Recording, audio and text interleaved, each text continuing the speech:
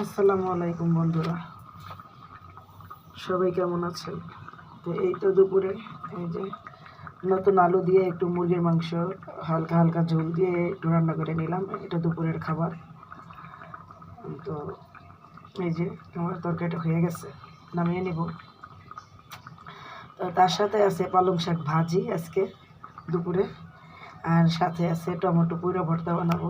আজকে 3টা আইটেম দিয়ে দুপুরে খাওয়ার চেষ্টা করব।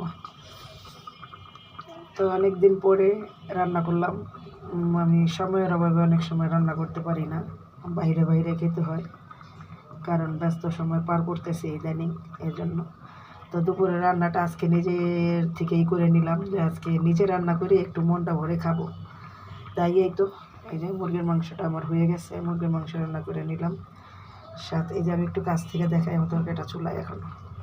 এই যে সাথে তো আরও 2টা আইটেম আছে। তো এই 3টা আইটেম দিয়ে আজকে দুপুরের খাওয়ার চেষ্টা করবো। তো বন্ধুরা, এই পর্যন্তই। সবাই ভালো থাকবেন। আল্লাহ হাফেজ।